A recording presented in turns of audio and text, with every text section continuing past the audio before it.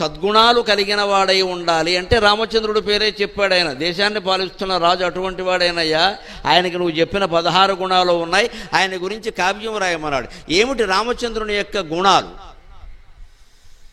ఆయన చిన్నతనంలోనే 13 ఏళ్ళు దాటకుండానే వేదశాస్త్రాలు నేర్చుకున్నాడు ఆనాటి సంప్రదాయం ప్రకారం. ఎక్కడ? గురువు గారి దగ్గరికి వెళ్ళి నేర్చుకున్నాడు.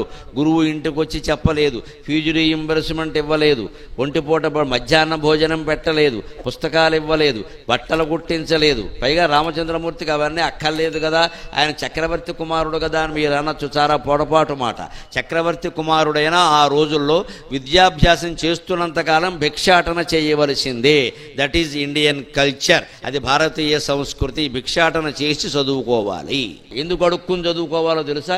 ఇంటింటికి తిరిగి భిక్ష అడిగి వాళ్ళు పెట్టింది తిని చదువుకోమన్నారు. ఎందుకని? విద్యార్థిన సుఖార్థిన కుతో విద్య నాస్తి విద్యార్థిన సుఖం. నువ్వు సుఖం ఆశించావంటే నీకు చదువు రాదు. నీకు చదువే కావాలంటే సుఖం ఆశించకు.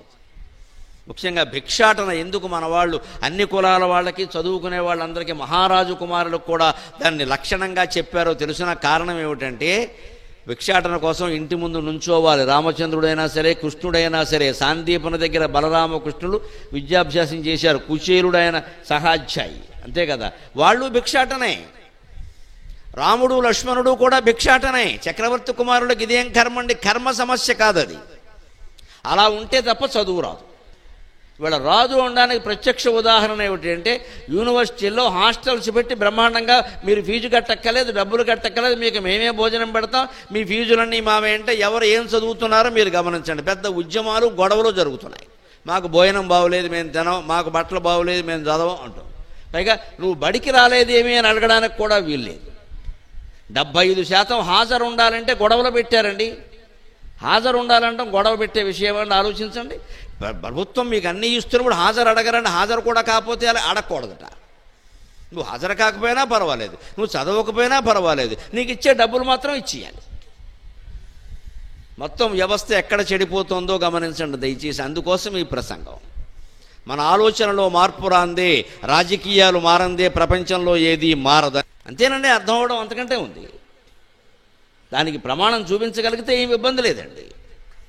అది ఎందుకోసం అంటే, ఆచరణ లేనప్పుడు, రాజకీయంగా మనం ఏమీ మారనప్పుడు, ఇదివరకులాగే బానిసల్లాగా ఆలోచిస్తున్నప్పుడు, కులాన్ని బట్టి, మతాన్ని బట్టి, ప్రాంతాన్ని బట్టి, వ్యక్తిగత అభిమానాన్ని బట్టి ఓట్లు వేస్తున్నప్పుడు రామరాజ్యం ఎక్కడి నుంచి వస్తుందండి? డ్రామారాజ్యాలు వస్తాయమ్మా, డ్రామారాజ్యాలు వస్తాయి.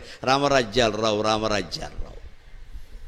రామరాజ్యం రావాలంటే గుణవంతుణ్ణి ఎన్నుకోవాలి. మన కులం వాడా కాదా, మన బంధువా కాదా, అది కాదండి ఆలోచించాల్సింది. ఆయన ఏ కులం అయితే మనకెందుకండి? రాముడికి 13 ఏళ్లప్పుడే శాస్త్రాలన్నీ నేర్పారు. ఏం నేర్పేవారో తెలుసా? ఆ రోజుల్లో దండి దశకుమార చరిత్రలో చెబుతాడు, రాజకుమారులకు ఏ విద్యలు నేర్పేవాళ్ళు, ఎటువంటి రాజులు పరిపాలన చేశారో చెబుతాడు. షడంగ సహిత వేద సముదాయ కోవిదత్వం, ధర్మ శబ్ద జ్యోతిస్తర్క మీమాంసాది సమస్త శాస్త్ర నికర చాతుర్యం, కౌటిల్య కామందకీయాది నీతి పటల పాటవం, మాతంగ తురంగాది వాహన ఆరోహణ పాటవం, వీణాద్యశేష వాద్య దాక్ష్యం, ఇలాంటి విద్యలన్నీ నేర్పేవారండి. అంతేకాదు చౌర్య దురోదరాది సకల కళా ప్రౌఢత్వంచ. రాజులకి వేదాలు శాస్త్రాలు, రాజకుమారులకి వేదము శాస్త్రము కావ్యాలు కాదుట. కావ్యనాటక ఇతిహాస ఆఖ్యానిక, ఆఖ్యాయికాది ఇతిహాస ప్రబంధ నైపుణ్యం ఇవన్నీ కాదుట. వీటితో పాటుగా వేదము శాస్త్రం పురాణం కావ్యంతో పాటుగా చౌర్యము జోదం కూడా నేర్పేవారు. ఎందుకని? దొంగతనం చేసేవాడిని పట్టుకోవాలంటే దొంగతనం ఎలా చేస్తారో తెలియాలి, ప్రాక్టీసు. అలాగే జోదం వాడిని పట్టుకోవాలంటే జోదం ఎలా ఆడతారో దానివల్ల వాడి మనస్సు ఎందుకు అలా అయిపోతుందో గమనించాలి.